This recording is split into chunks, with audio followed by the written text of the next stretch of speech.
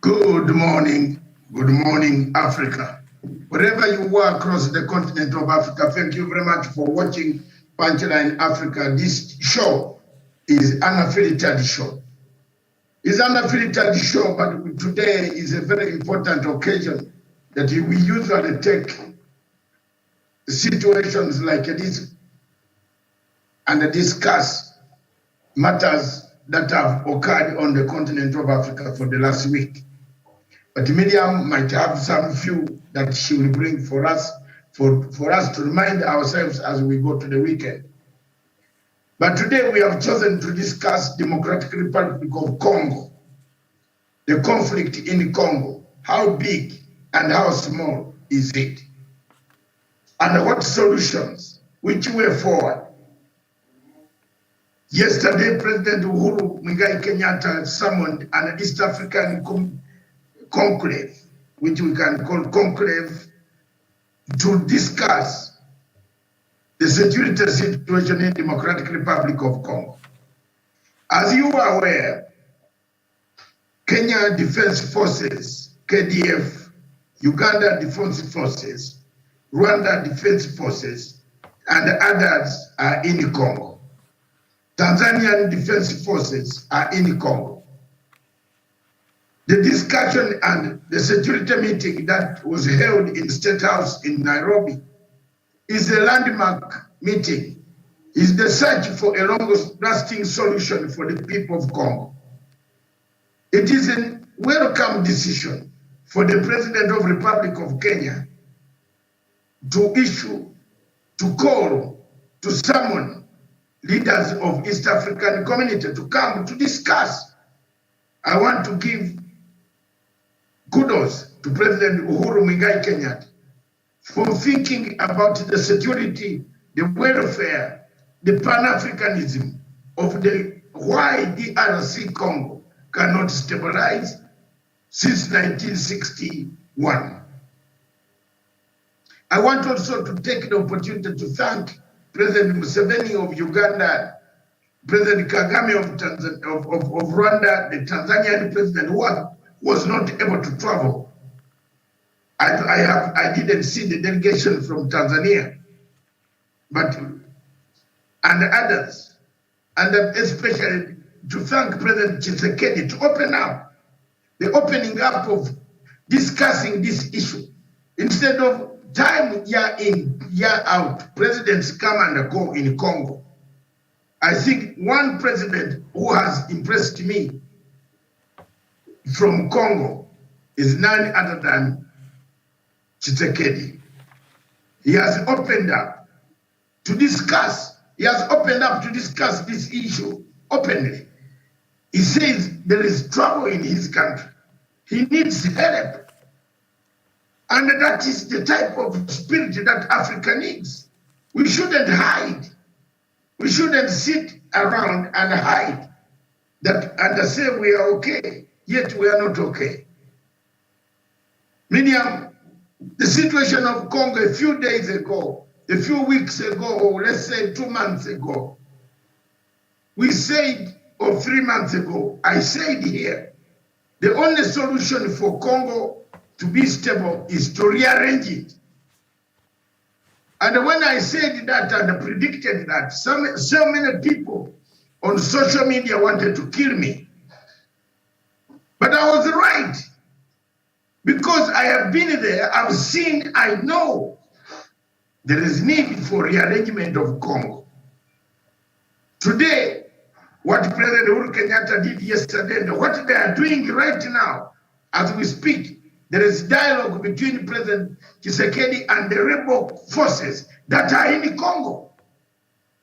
That is rearrangement of Congo. That is the type of rearrangement that I was talking about. And there's nobody in Africa who should stop me from saying what I should say about African issues. I was saying the truth. Rearrangement of Congo is for real. And I want these clips to be taken seriously. Clips to be taken seriously by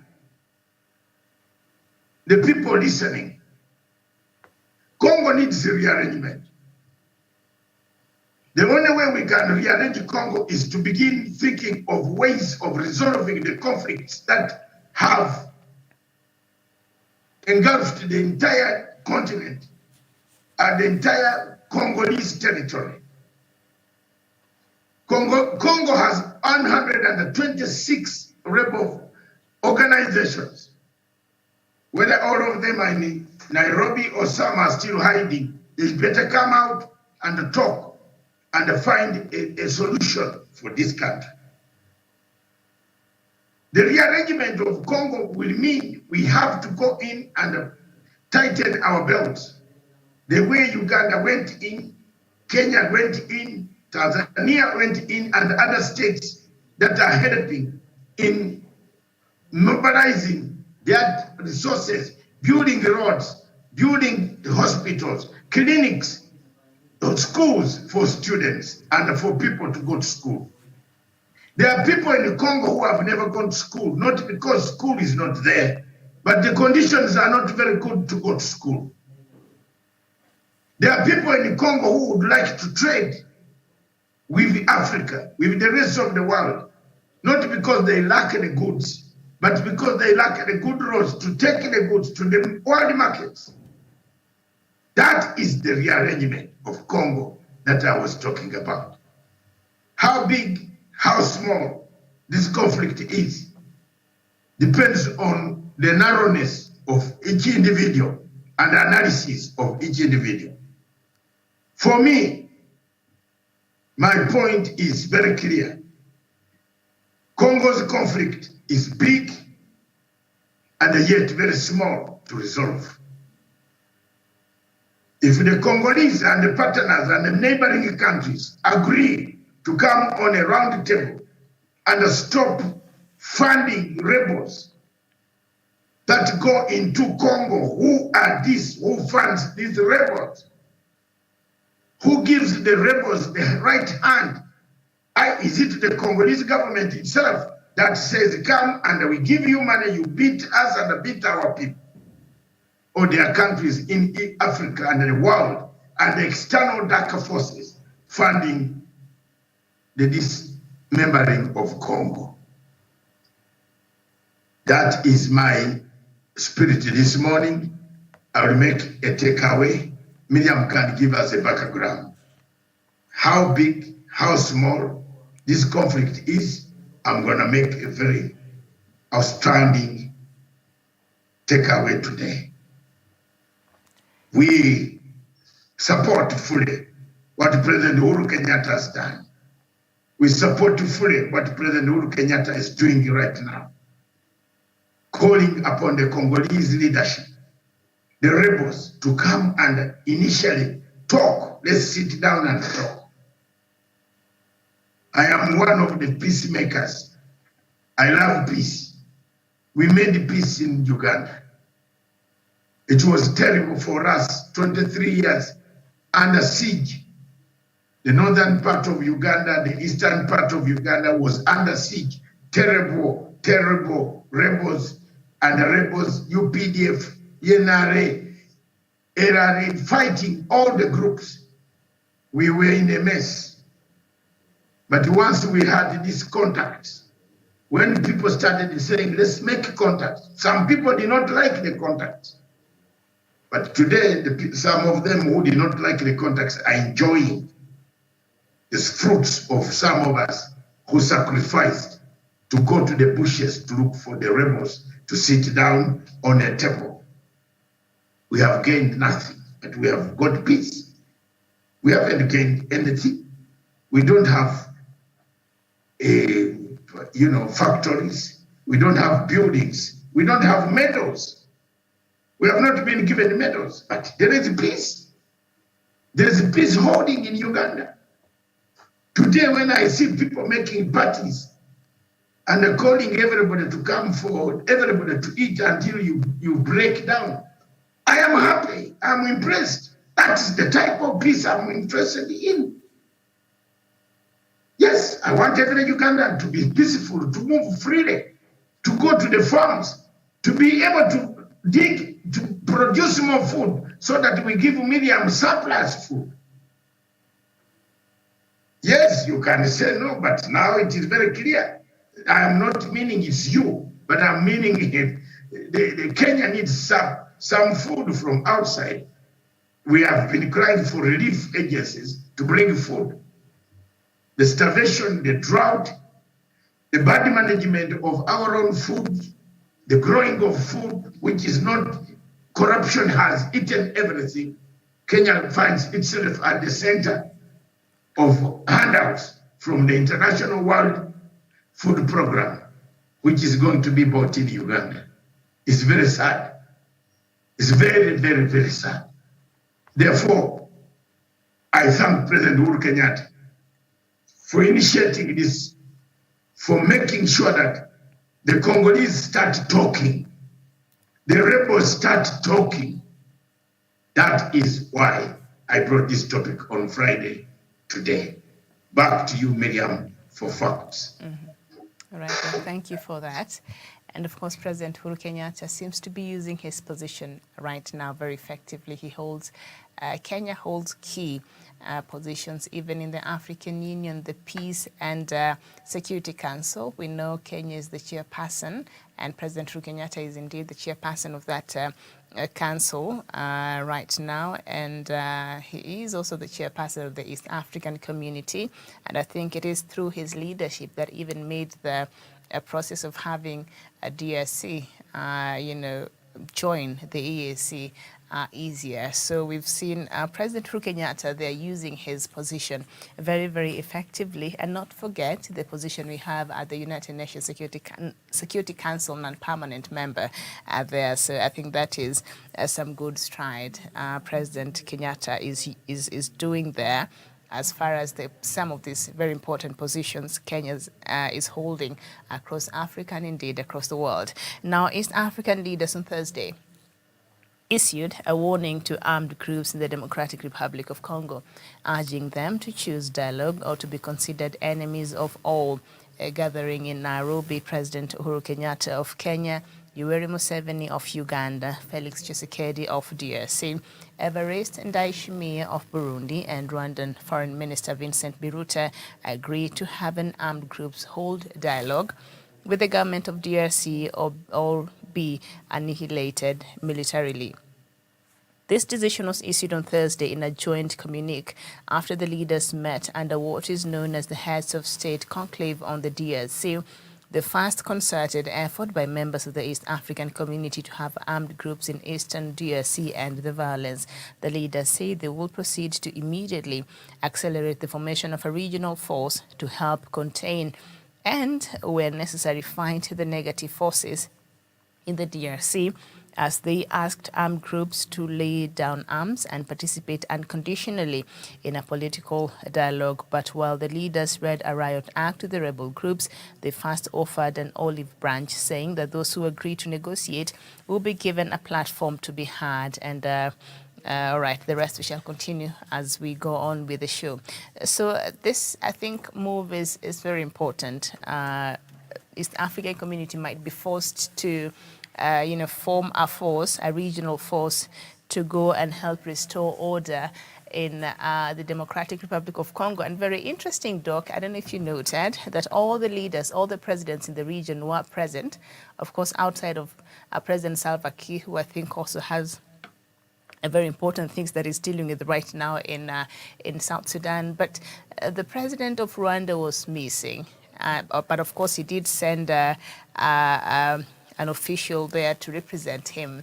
And we know that Rwanda has been accused of, even supporting some of the rebels in the DRC. So before we even form this force of the East African Community bloc to go and help restore order and get rid of these militants, can they first address these issues that have lingered around of, the trust issues, the funding of these rebel forces? Can they first address that first before they form this, unified force to go try help the Democratic Republic of Congo? Oh, thank you very much, Miriam. I think the president of Rwanda is still in somewhere in Bahamas.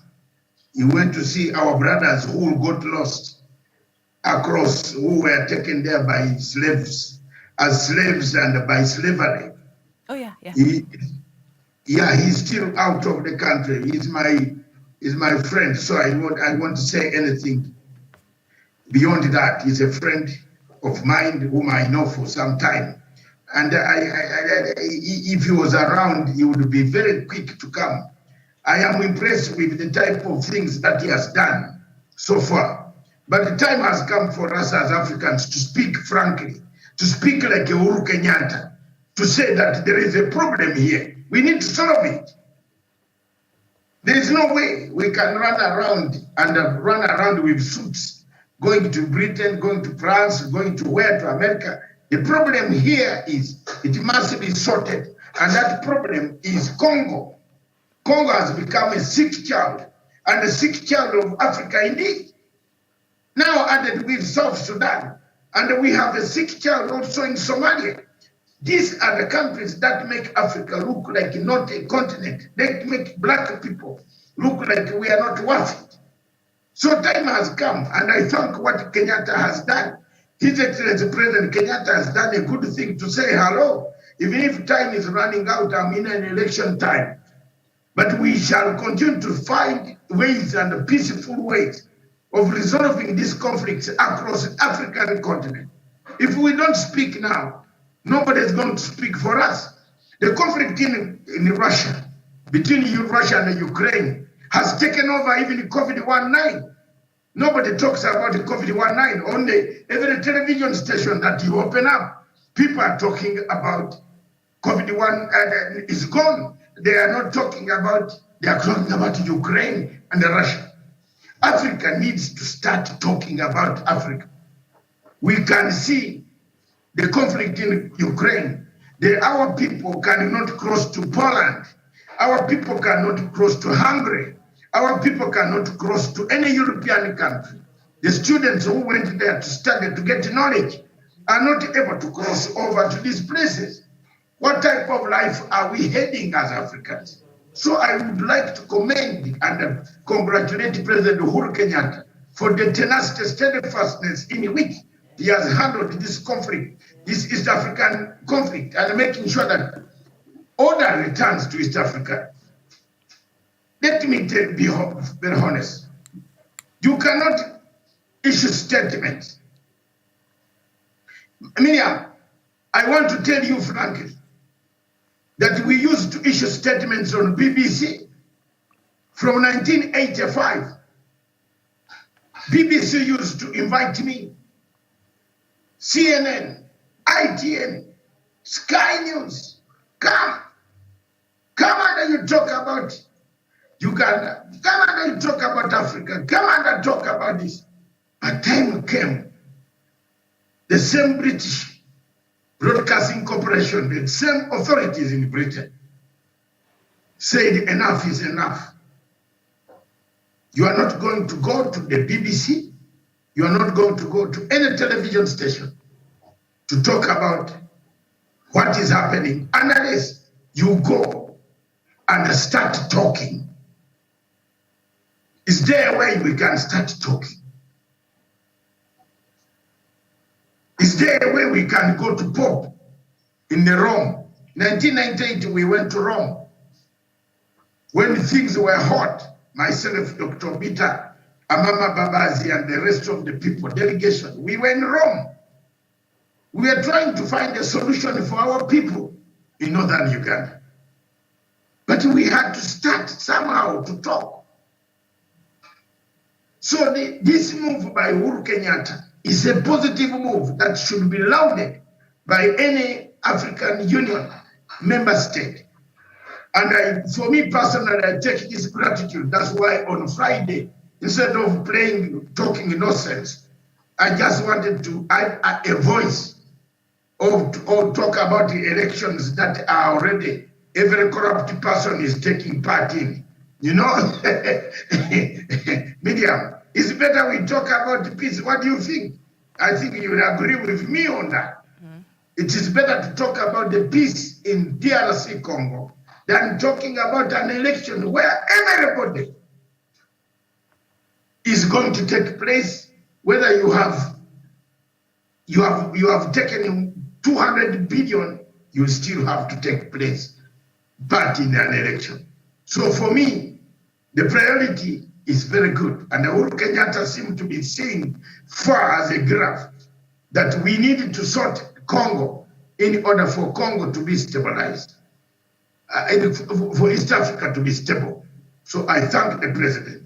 And I thank them for watching us every day here when we said rearrangement of Nigeria and the rearrangement of Democratic Republic of Congo. I believe Stephen and other people, they have that clip, that program of rearrangement of Congo. You could see the words that I expressed there. This is exactly what is happening here today. We cannot have people coming from the forest, coming to kill people in Kampala.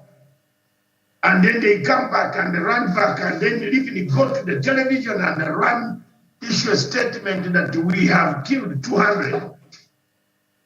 It cannot be like that. It can't be that all the time. So Uhuru Kenyatta's move is welcome. Gladwell Kirako.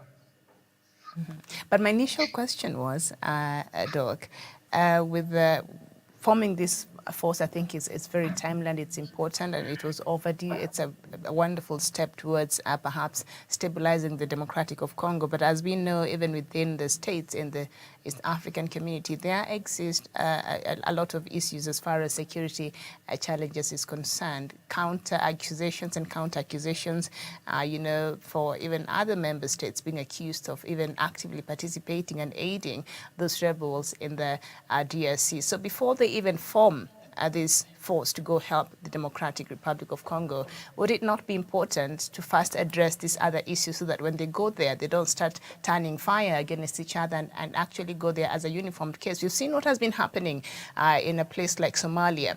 KDF being attacked by even Ethiopian side. We've seen our aeroplanes being shot. We've seen KDF being attacked in their camps, and apparently some information was given by other people who they form part of the AMISOM team with. So we've seen that. So for us to avoid any further acrimony as member states, as we know there are other claims that still exist, can we first maybe iron out these issues first so that when all countries send their forces there, then we will not see them turning fire against each other? I agree with you, Miriam. And I believe you are talking about the conflict between Rwanda and Uganda and Rwanda and Burundi. And even Rwanda itself, DRC has a key state of having its army there. And then Rwanda and the DRC. Mm-hmm. This is the time for these countries to stick and stand and talk the truth openly. And I believe if I was in that meeting, and unfortunately I am not part of those, because here when people see you, they don't know that you have some value, but there's value. If I was there, I would rather advise President Uhuru Kenyatta that some of these countries should not do cosmetic crocodile tears.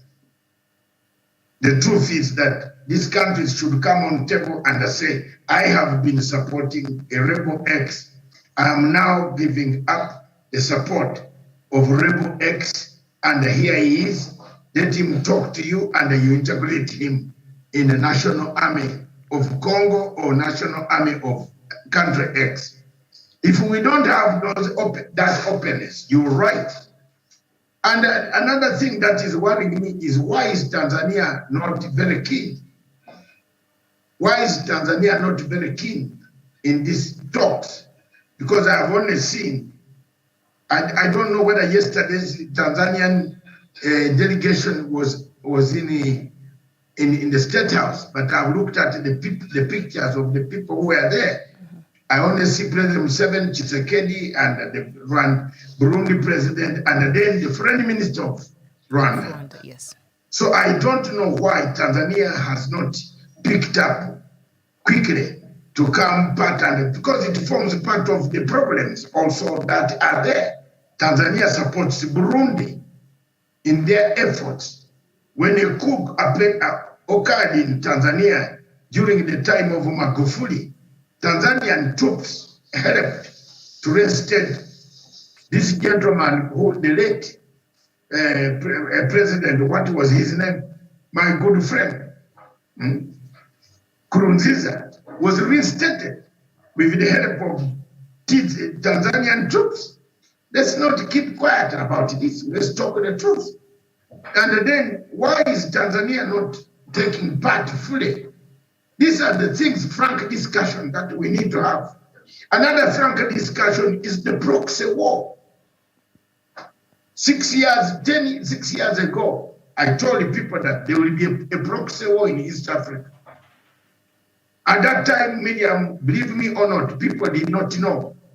They did not even agree with me. Some of them thought that this is a man is mad and he doesn't know what he's talking about. You see, when you go to some of these places and you agree to be with them and discuss quite a number of things, they think you are mad. I warn the people that there's a proxy war in this region, being fueled, being supported, being logistically equipped by a European metro country. And that proxy war has magnified itself into several axes. An axis now they have. You know, at the moment, these countries in Europe, they have identified one country they liked so much, Miriam, and they are dealing with that country against the rest.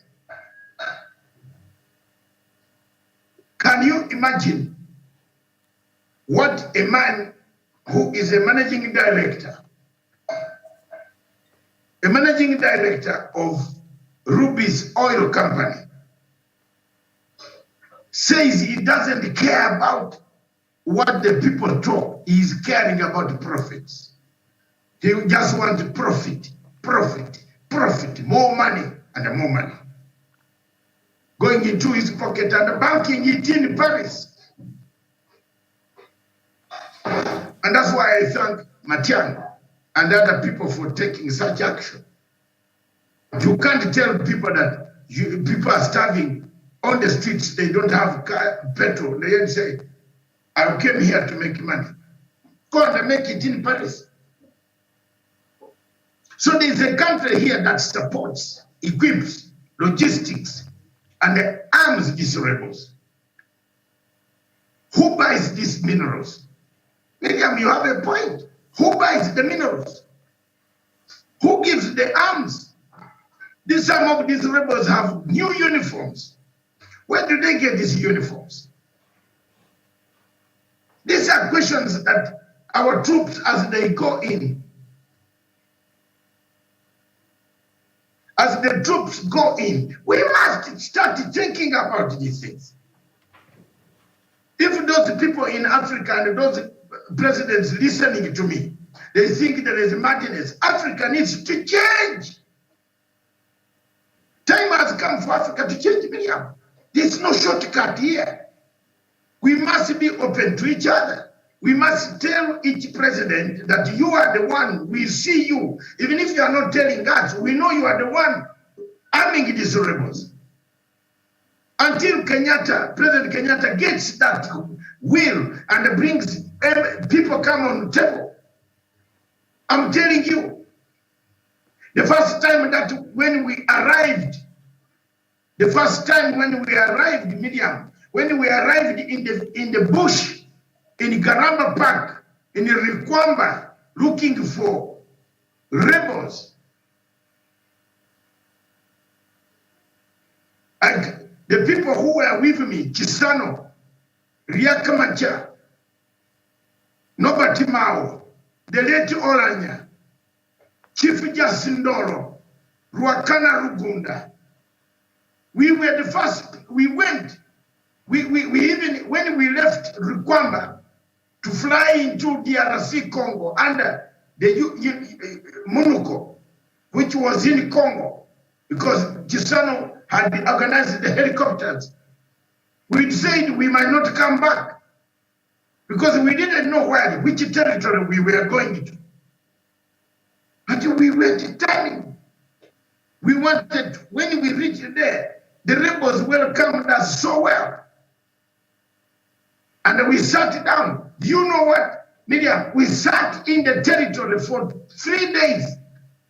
Even now, the helicopter people, the pilots, people, the army, the UN army said, we don't want you to come closer. You stay there, we want to talk to our people. It even wasn't matters. Because there was no communication. Now we are only communicating on satellite phones. We emerged out of that forest with a victory. And the victory that we emerged out of that forest that day, with Chisano, we came smiling on the plane, was this. The rebels are the same. We used to get our arms from Khartoum. You hear me, Miriam? They said it. Khartoum was supplying us arms, and we are very sorry. To you, Dr. Riek Machar Chisano, we want to apologize to the people of South Sudan. They are our brothers. That's what the rebels say. And we are able to solve the problem. They came out open. So we know where to address the issue. But if we are going to call meetings and the people don't say who is supporting the rebels, and they all come and say, we don't know how, but how do they get these uniforms?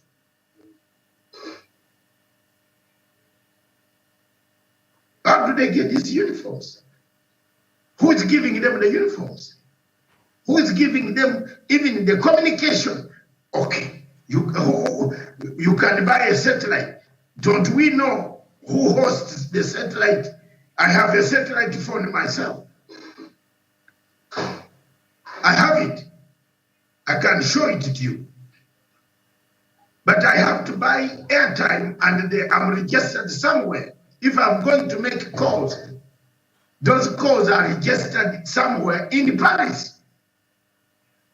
So that the Paris know who are the people buying airtime for the rebels who are disrupting Congo.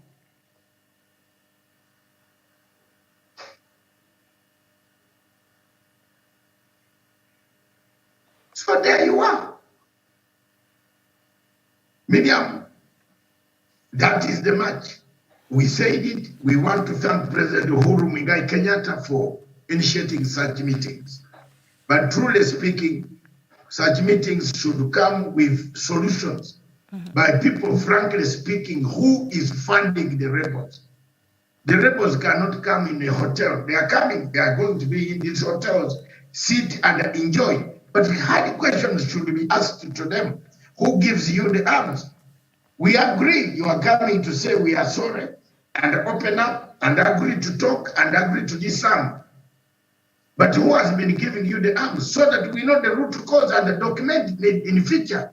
When this erupts again, we shall go to them. And your question is exactly what you asked.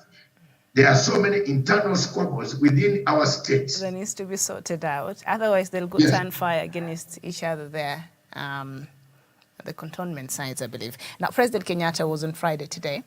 Is expected to witness a first physical meeting in Nairobi between President Tshisekedi and armed groups who have contested territory in eastern DRC and rendered the expansive region that borders Uganda, Rwanda, Burundi, and Tanzania constantly under violence. The dispatch, who was giving this information, did not name the armed groups, but officials ruled out terrorists, suggesting that proscribed groups like the Allied Democratic Forces ADF, which Uganda and DRC have been pursuing since November, will not be invited. But there were suggestions that groups much as the M23, which recently laid down arms following week-long talks, will be invited, as they had already suggested they wanted to pursue dialogue. According to the United Nations, there are more than 100 armed groups operating in the Democratic Republic of Congo, yet historically, the DRC and the international community have generally not referred to these armed groups as terrorists. For political purposes, the government of former President Joseph Kabila labeled certain anti-Kabila domestic armed groups and some opposition party members as terrorists for challenging DRC government authority or criticizing the president. So just a bit of some facts there. So today, there could be a possibility that President Tshisekedi, who is in the country, shall be meeting, President Uhuru Kenyatta is mediating, and shall be meeting with some rebels who already had agreed, the M23, I think a couple of days ago, had agreed to, they wanted to sit at the table and, to lay out whatever it is that they want to say and negotiate and see if they can meet on the middle ground. Gladwell, I know you've been listening. If you're there, good morning. Is not there. She has a network problem today. They're not there today, so let's just continue. Yeah. There's a point that I want to add before we close. And then I do a takeaway. Miriam, you have raised a very cardinal point. Today, the president is meeting these rebel groups, and they will be chairing face to face. Some of the identified rebels have arrived here, and they will be meeting face to face with President Kabila to say what is it that they want. That's just as what we did in 2005, 6, 7, 8. We went to the bush, and we did not know, we did not fear. We came, we went, we saw, we went back again. And we were able to grab 5 agreements under the auspices of African Union and the East African Community, IGAD, representatives Kenya, Uganda, Somalia, all these South Africa, Mozambique, all these SADC countries were there, Sudan, they were there, South Africa. They sent delegation, armed people. Here we are talking. Our country, Uganda, has even plenty of food to supply a bit, because people are digging, people are going home, people are not thinking of a war. But if there is a neighbor that is threatening the peace from the west of Uganda and from the south west of Uganda, which is very well southeast, not southwest, yes. The western part of Uganda, deep down, there are rebels around the Rwenzori Mountains, the ISIS, the IADF, the Interahamwe, the M23. Let them come out. Even Interahamwe should be allowed to come. Yes, Interahamwe should be allowed to come. They have a cause why they are in the bush. Yes, we know. Because if we are to finish this problem, we can't finish it without them coming. We can solve this with these other groups, but then they also go back and shoot out the people again. Don't you think so? So every group should take this opportunity to come. The ones that don't come, like the ones like Omwen and others who refused to come on table, they were hunted down and arrested. Then those who came back were given amnesty and they are integrated. They are in Uganda. Some of them are serving good senior officers of the Uganda People's Defense Forces. Yes, that is the way we do peace process in the world. I thank President Museveni, President Uhuru, President Kagame, President Tshisekedi, President of Burundi, and all the presidents and the people, the security agencies, the KDF, the UPDF, all of this. I thank you for taking this initiative to create peace in our region. That is something that we should not leave it to go unnoticed without thanks. So let me do a takeaway, Miriam.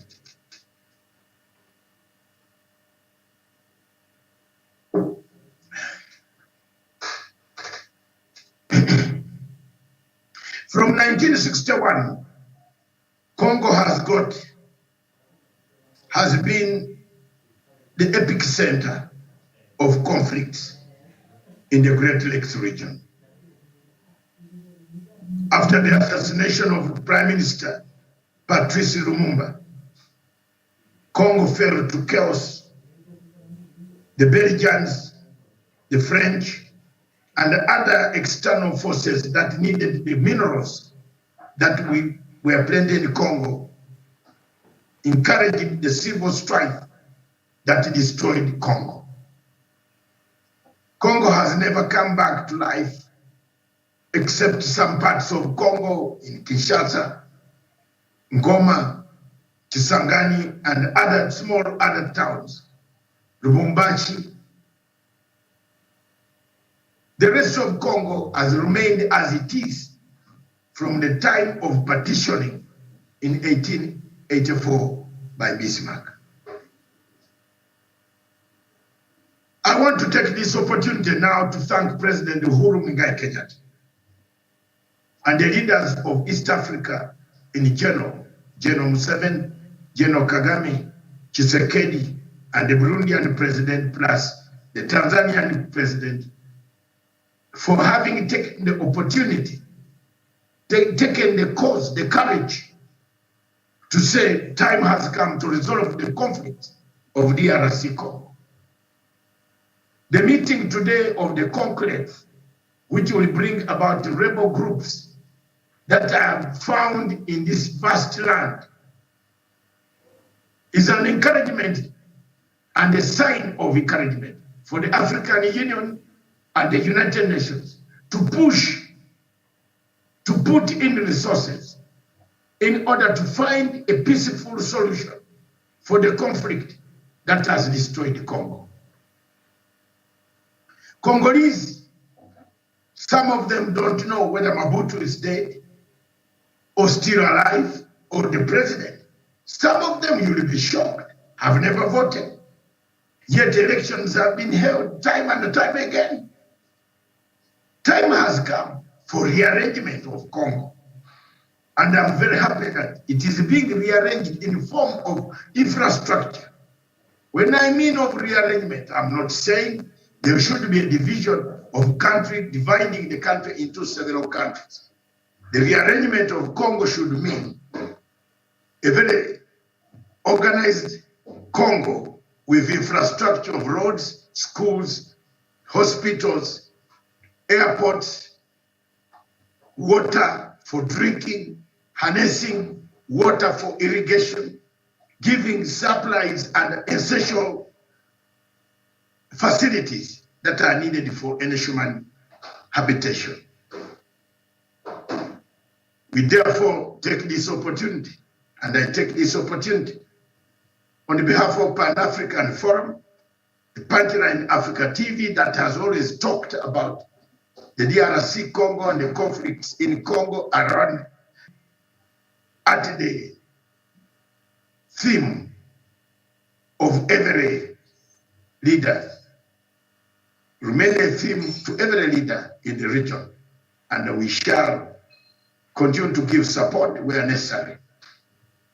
Thanking you all the best, wishing you all the people gathered today in the capital city, Nairobi, a message of truth.